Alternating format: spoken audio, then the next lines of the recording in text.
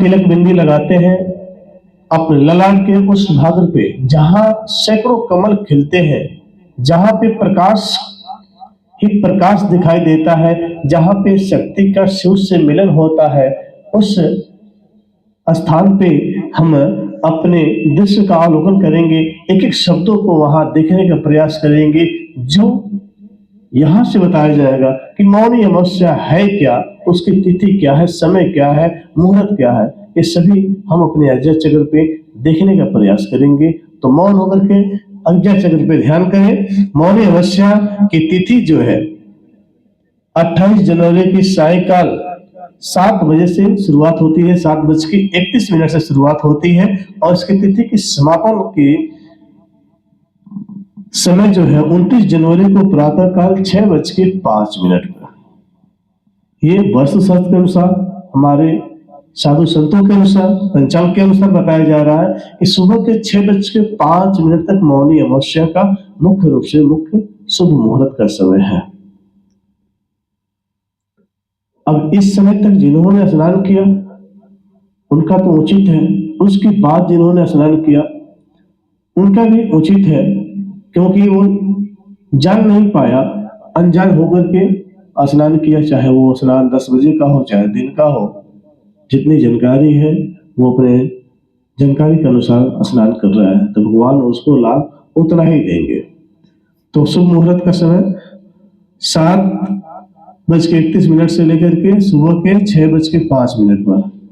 फिर इस मौनी अमावस्या का महत्व क्या है? मौनी अमावस्या हिंदू धर्म ग्रंथों में माघ मास को बेहद पवित्र और धार्मिक पुण्य प्राप्ति का समय चक्र माना जाता है। इस मास के कृष्ण पक्ष की अमावस्या को मौनी अमावस्या कहा जाता है। इस बार अमावस्या तिथि शनिवार को पड़ने के कारण शनिचरी मौनी अमावस्या कहलाएगी तथा इसका महत्व भी कई गुना बढ़ गया है। शनि से पीड़ित व्यक्तियों के लिए यह दिन खास होगा। शनि के कुंभ राशि में गोचर करने से खप्पर योग रहेगा। इस दिन के पवित्र स्नान को कार्तिक पूर्णिमा के स्नान के समान ही माना जाता है। पवित्र नदियों और सरोवरों में देवी देवताओं का वास होता है। धर्म ग्रंथ में ऐसा उल्लेख है कि इसी दिन से द्वापर युग का शुभारंभ हुआ था। इस मौनी अमावस्या के दिन से द्वापर युग का शुभारंभ हुआ था। लोगों का यह भी मानना है कि इस दिन ब्रह्मा जी ने मनु महाराज तथा महारानी शतरूपा को प्रकट करके सृष्टि की शुरुआत की थी। उन्हीं के नाम के आधार पर इस अमावस्या को मौनी अमावस्या कहा जाता है। तो इतनी जानकारी तो हमें होनी चाहिए शतरूपा की और मनु की। फिर आगे मौनी अमावस्या के दिन सूर्य तथा चंद्रमा गोचर वश मकर राशि में आते हैं, इसलिए यह दिन एक संपूर्ण शक्ति से भरा हुआ और पावन अवसर बन जाता है। चंद्रमा को मन का स्वामी माना गया है और अमावस्या को चंद्र दर्शन नहीं होते, जिससे मन की स्थिति कमजोर होती है। इसलिए इस दिन मौन व्रत रखकर मन को संयम में रखने का विधान बनाया गया है। साधु संत ऋषि महात्मा सभी प्राचीन समय से प्रवचन सुनाते रहे हैं कि मन पर नियंत्रण रखना चाहिए। मन बहुत तेज गति से दौड़ता है, यदि मन के अनुसार चलते रहे तो यह हानिकारक भी हो सकता है। इसलिए अपने मन रूपी घोड़े के लगाम को हमेशा कसकर रखना चाहिए। मौनी अमावस्या का भी यही संदेश है कि इस दिन मौन व्रत धारण कर मन को संयमित किया जाए। मन ईश्वर के नाम का स्मरण किया जाए।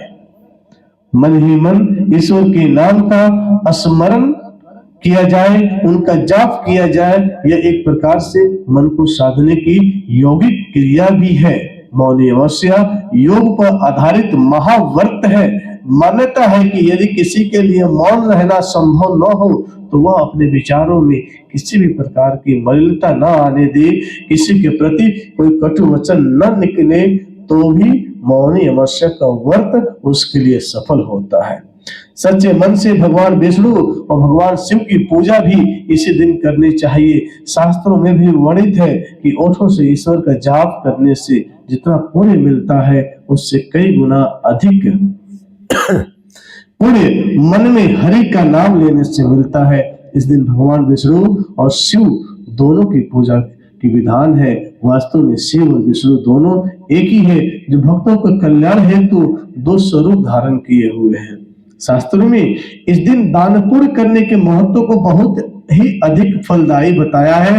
तीर्थराज प्रयाग में स्नान किया जाए तो कहने ही क्या, यदि किसी व्यक्ति के सामर्थ्य प्रयाग त्रिवेणी के संगम अथवा अन्य किसी तीर्थ स्नान पर जाने की नहीं है, तो उसे अपने घर में ही प्रातःकाल उठकर दैनिक कर्मों से निवृत्ति होकर नहाने के जल में गंगा जल मिला करके स्नान आदि करना चाहिए, या घर के समीप किसी भी नदी या नहर में स्नान कर सकते हैं, क्योंकि पुराणों के अनुसार इस दिन सभी नदियों का जल गंगा जल के समान हो जाता है। इस मास को भी कार्तिक के समान पूरे मास कहा गया है। गंगा तट पर इस कारण भक्त एक मास तक कुटी बनाकर गंगा सेवन करते हैं। इस दिन श्रद्धालुओं को अपनी क्षमता के अनुसार दान पुण्य तथा माला जप नियम पूर्वक करना चाहिए। अब इसका व्रत नियम क्या है, ये भी जाने। प्रातःकाल पवित्र तीर्थ स्थलों पर स्नान किया जाता है। स्नान के बाद तिल के लड्डू, तिल का तेल, आंवला, वस्त्र आदि किसी गरीब ब्राह्मण को या किसी जरूरतमंद को दान किया जाता है। मान्यता है कि इस दिन पितरों का तर्पण करने से भी उन्हें शांति मिलती है। विशेषकर स्नान, पूजा पाठ और माला जाप करने के समय मौन व्रत का पालन करें। इस दिन झूठ, छल, कपट, पाखंड से दूर रहें। यही दिन अच्छे कर्मों और पुण्य कमाने में बिताएं।